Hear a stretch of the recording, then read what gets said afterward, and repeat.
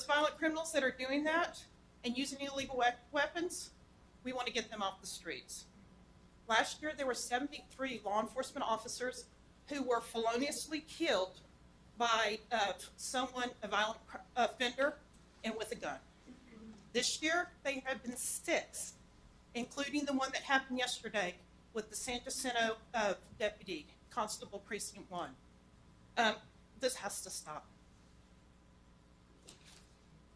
The federal indictment returned against Roland Caballeros was returned on February 16th in connection with the shooting of the 3 HPD officers. As you remember, Caballero is accused of shooting law enforcement with a gun. It was a pistol modified to operate as a machine gun. A fully automatic switch was attached. You may hear him as a Glock switch. He fled the scene on foot, then he carjacked a nearby vehicle.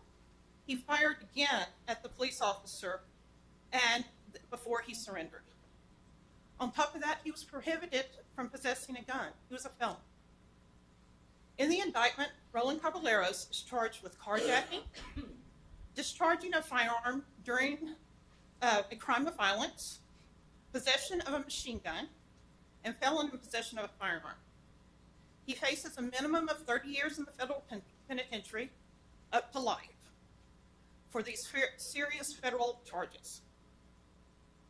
Right now, he's currently in state custody, and his federal parent state has yet to be determined.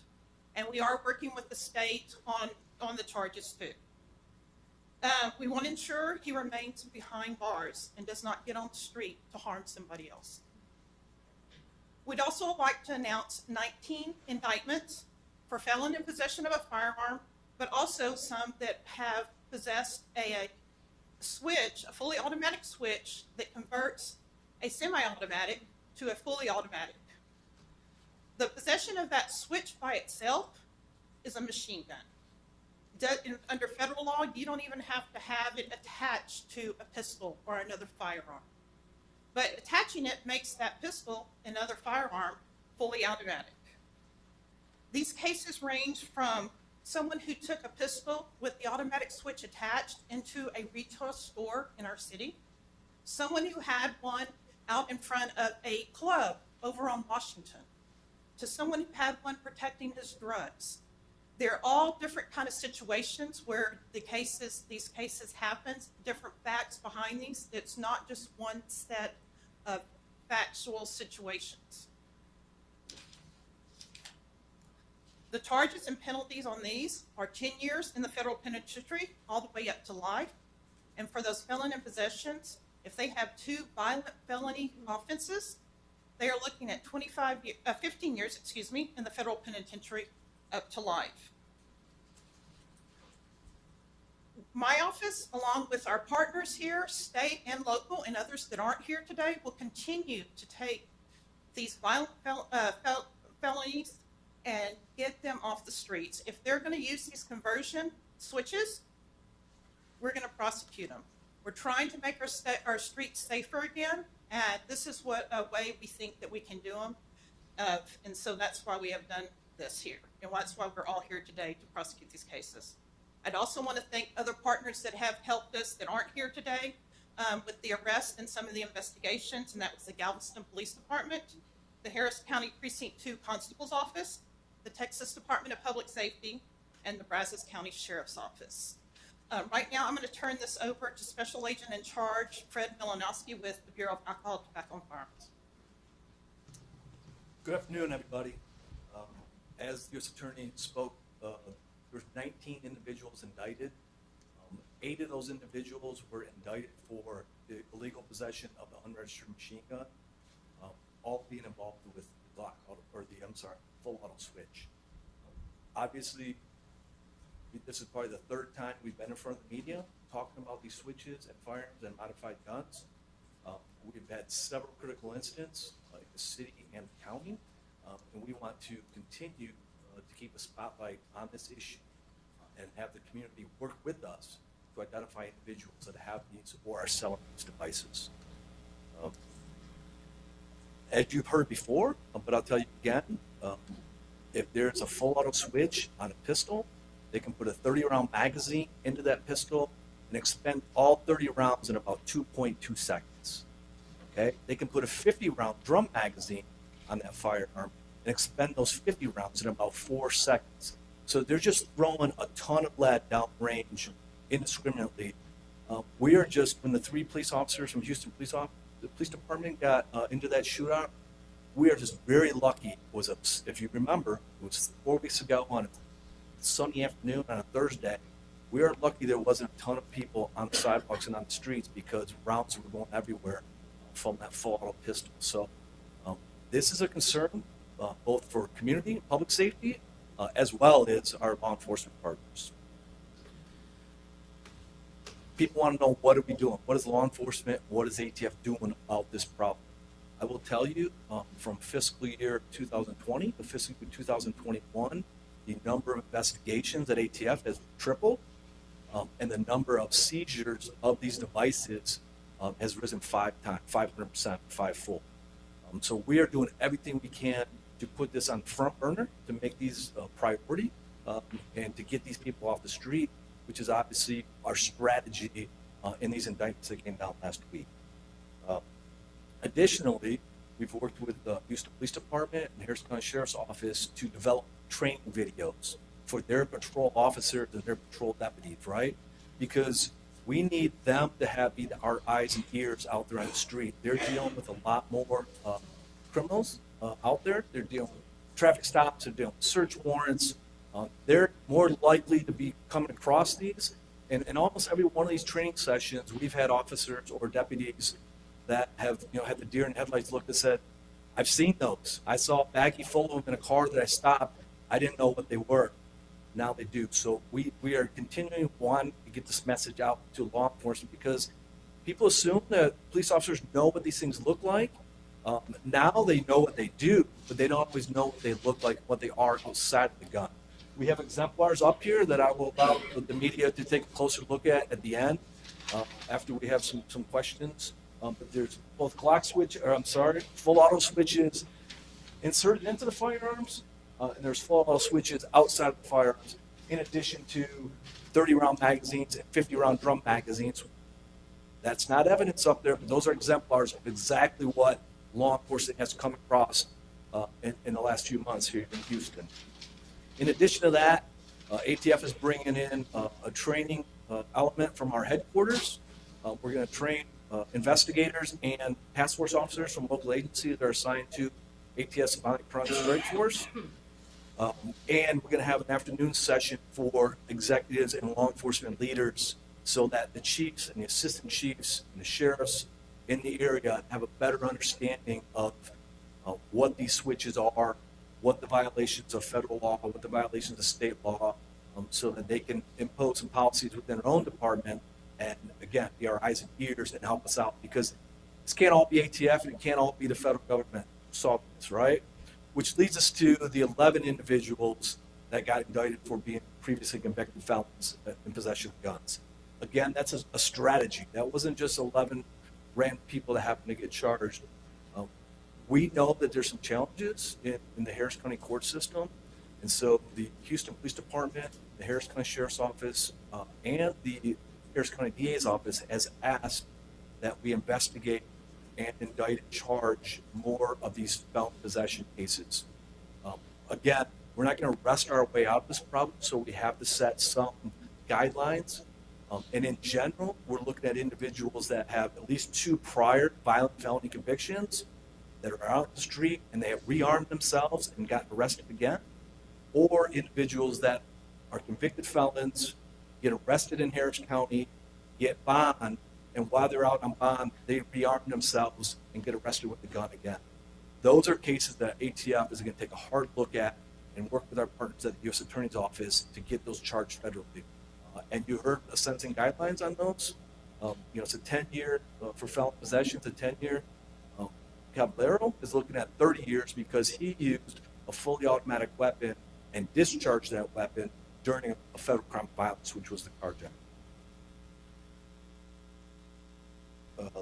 This is not the end, right? This is just the first round of this strategy to try to take some of the more violent criminals off the streets of Harris County, in addition to anyone that's possessing one of these full auto switches or a firearm with one of these full auto switches. So what I say to the community is that if you know people, whether they're friends of yours or family or whatever it is, and they have one and they bought it because they thought it was a kind of cool thing or it was a novelty, inform them. It is a 10-year federal felony, and we are going to prosecute those.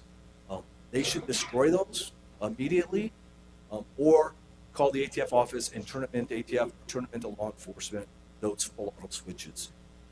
They can call ATF at 1-888-ATF-TIPS if they know an individual that is selling these devices on the streets of Houston, because obviously we want to be able to get these off. In one of the investigations, we bought almost 50 switches from an individual. So we know that people are putting these on the street. The challenge is, to be perfectly honest with you, these are being manufactured outside the United States.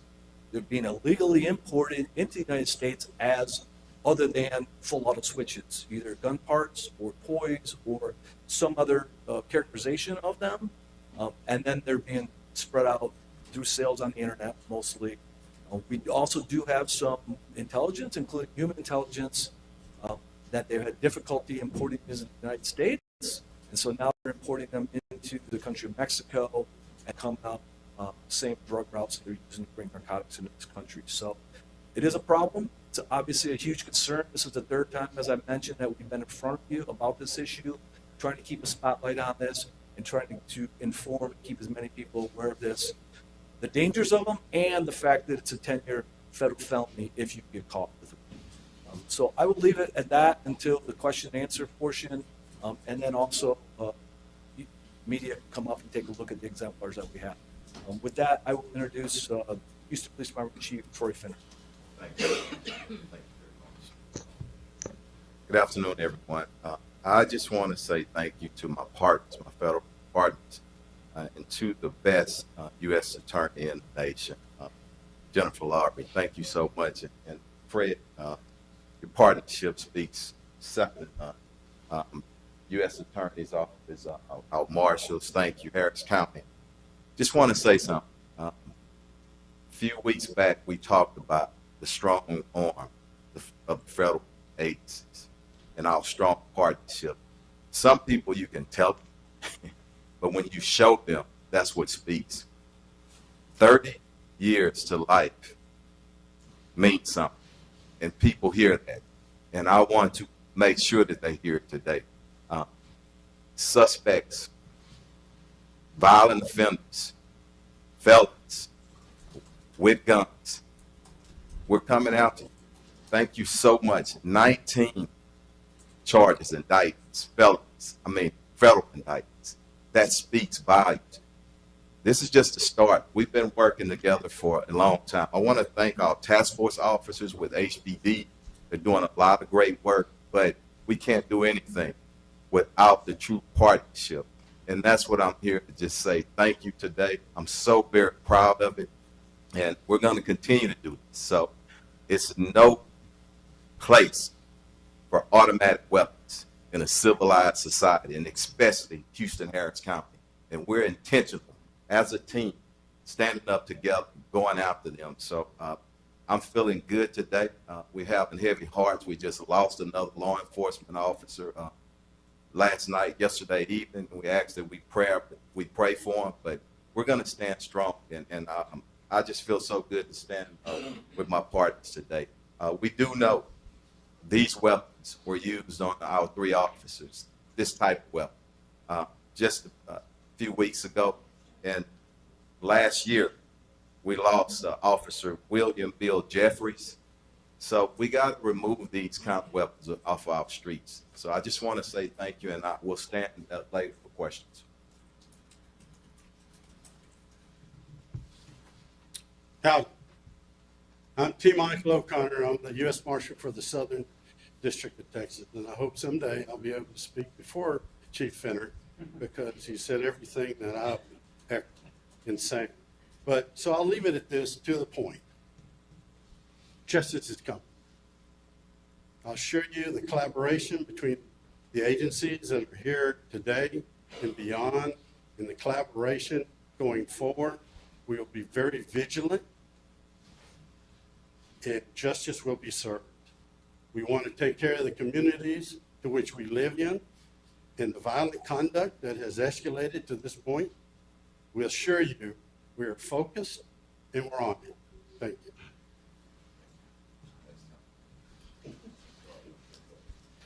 Good afternoon. I just want to say that the Harris County Sheriff's Office with our partners is committed to this effort. And we're letting the criminals know, just like everyone else has said up here, we're coming for you. If you have these devices, you will go to jail and you will be prosecuted. Thank you. So we'll open it up for questions now. Does anybody have anything? Yes, ma'am. I'm Donnelly Keith with Fox 26 News. Are all of the weapons there on the table, those were all confiscated from people in Houston? And also, you mentioned one person who was indicted had one of these fully automatic converted weapons at a retail store. Was this at an area mall, and did he try to rob the store? It wasn't at a mall, and he was caught walking in the store. So, but it was a retail store. I don't want to give out names to just Houston store. Houston store. Yes, yes. And as far as those are just examples. They were not collected in any of the indictments we were speaking about today. Can someone show us like what this? I'll let Special Agent Malinowski do that for you. He's good at that. So let me clarify something. These exemplars are real devices that are exactly like the evidence that was found in many of these cases. So, but none of this is actual evidence.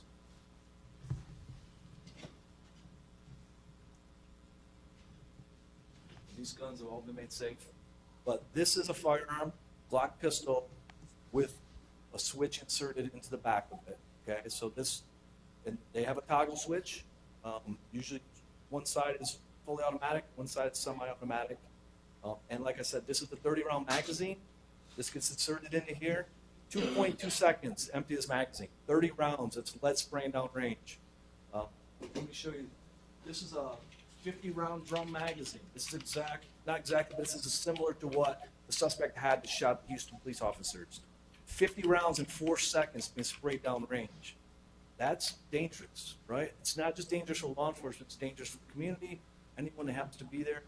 God forbid we ever have an active shooter that has their hands on one of these. It will be a challenge. So that is why we're trying to continue to be out in front of this issue, get with the media, keep this I'm being transparent here. I want this spotlighted in the media because I want people to be aware of this.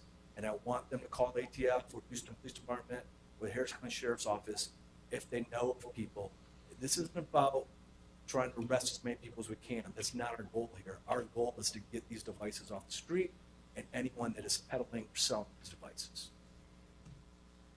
Any questions? Yes, ma'am. Okay, I have a question about something that happened yesterday. There was a teenager, he was arrested for a prohibited weapon, and he was able to produce a 3D printer ghost gun without a serial number, and he had 6 explosive devices. He threatened to blow up a school. I'm not sure if you guys have heard about this, Javine Saldana, but what do you have? Is this in Harris County or city, or where was it? Yeah, Harris it County? happened in Houston, Harris County, yes. I'm not aware of the details of that case. Well, could you just kind of talk about the? But I will tell you. 3D printer guns that were So, made? so listen, that is a new phenomenon. We haven't necessarily seen a lot of it here in Texas or in Southeast Texas. But what is really classified as a privately made firearm, also known as a ghost gun, right? There's a couple different ways to get them. They can buy kits and complete them. That is not illegal. And they do not have make, model, or serial number on them. That's correct. And so other parts of the country, particularly the West Coast, have been overridden with these private made firearms being used in crimes. There's some jurisdictions on the West Coast that 40 to 50% of guns that law enforcement is recovering are privately made firearms. At current time, we do not have that issue here, but those problems are out there. As far as the 3D printing goes, there is some 3D printing being done. Even these full auto switches that we talked about, people have experimented with the 3D printing of them. I will tell you, as far as the switches go, they don't hold up very well with the current technology with printing. They do work. They fail much more quickly than the ones that are being manufactured overseas and illegally imported into the United States. But it's not a surprise to me that there's individuals being arrested with privately made firearms, or AKA ghost guns. So it's just as dangerous as some of these. Well, the danger, particularly with the privately made firearms that get in the hands of criminals, is there's no way to track them, right? It could be a murder weapon, but we have no way of tracking how that individual got that in his hands. The whole purpose of the Gun Control Act of 1968 was to require the markings on firearms, and so that if that gun is recovered at a crime scene, it can be traced back to the original purchaser of the gun to give law enforcement a lead on, okay, you bought this gun, how did that gun get from your hands to this criminal's hands? But with a privately made firearm with no markings on it, that's why they call them ghost guns, because it's impossible to know who actually manufactured it. To clarify quick, and then I have a question for Chief Finner. Based on what the U.S. Attorney was saying at the beginning, I was trying to follow all of the different cases as a summation. Was the shooting yesterday involving the deputy constable also the use of a Glock switch? No. No. Okay. And then my next question is for Chief Finner. I mean, you all are standing up here and you're talking about these 19 indictments, and I totally get that. But yesterday, HPD released that body cam video from the incident last month, and there is nothing better, in my opinion, that shows the public how this is a danger to everybody, right? From the officers going through these neighborhoods to the sound of these weapons.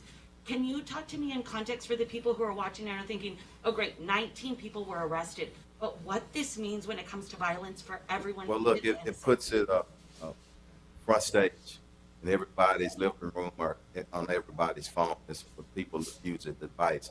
It speaks to the need for all of us, law enforcement, the citizens, the courts, prosecutors, everybody to understand. And this is what's most important. Tell me what else is most dangerous than right now. That is the number one threat, if you ask me, to public safety. A suspect or anybody having a fully automatic weapon, because it could do so much damage in a short amount of time. So we got to stand as a community to make sure we do whatever we can do. Part of it is the education, because a lot of people don't even know they see it. And Fred's doing a good job with it, and HPD and Harris County, we're all getting together. But at the end of the day, everyone needs to step up. So thanks for bringing that up. Chief, can you talk a little about yesterday's shooting? Are you gonna say anything about the suspect, who was accused of killing Deputy Neil Adams? And do you know what happened to the deputy's gun? Yeah, I don't want to go into that right now at this press conference, but we will be sending some information out. I don't think the suspect, the medical examiner's office, they release that information, and then once they do, and we'll follow up. Yes, ma'am. Thank you. Okay. And then I've got one more question. If you're going to the podium, ma'am, it's actually a question for the U.S. Attorney's Office. I know the ATF said, listen, this is not the solution. Arrests alone are not how we're going to solve the gun violence across Houston. However, people, their ears perk up when they hear federal charges, because it's not the case as what we're seeing in Harris County, where violent criminals can post bond, even these really high bonds. Talk to me a little bit about the power that comes behind a federal charge. These are not people who will get out today. No, these are not people that will get out today. So each one of these individuals will go before a magistrate judge and have a detention hearing. What's different in this system versus the state system, in the federal system, the judge hears evidence particular to that person. We'll hear all their criminal history. We'll hear while they're looked at, are they a danger to the community, or is there a chance that they're going to flee? And the judge will make the determination based on that. If it meets one of those elements, the judge at that point will detain the individual. And once they're detained throughout the process and through their trial and through sentencing.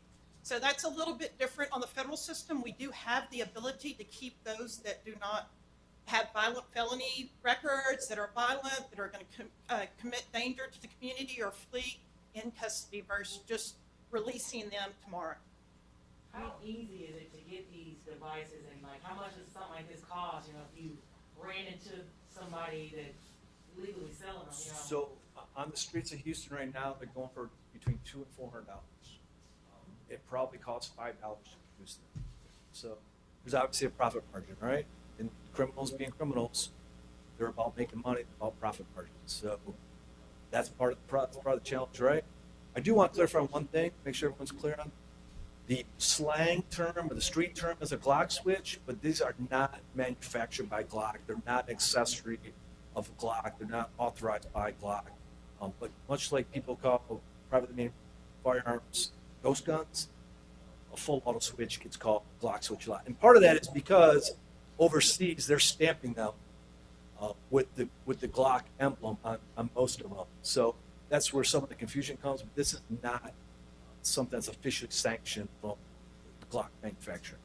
Can you just talk a little bit more about the provenance of where you're seeing the most number of these getting sold from? You think most of them are coming from China, or what other countries? Where are they getting made? So from our intelligence, from our cases, they're being imported from China, either directly in the United States or into Mexico, and they're being smuggled up from Mexico. That's our indications, and that's from our intelligence, both our human intelligence, so people that we've interviewed, people we've caught with them. Now, but they're being mostly sold over the internet, right? And it's difficult if they're, some on Facebook or Marketplace. We can shut those down, but they can open up a new account as quick as we can shut it down, right? And if they get IP addresses, it takes a little bit longer to shut them down, but they can, buy a new IP address in probably 5 minutes. So I'm not gonna lie, it's a challenge, right? It's like fentanyl. Fentanyl's a challenge to knock it down. It's not being made in this country. And the same thing with these full auto switches. It's difficult.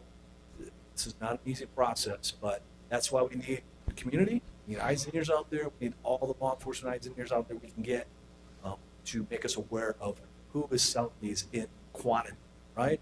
Now, if you just possess one, we're still going to prosecute you, okay? Because it's that important. But we really want to know who's selling these things.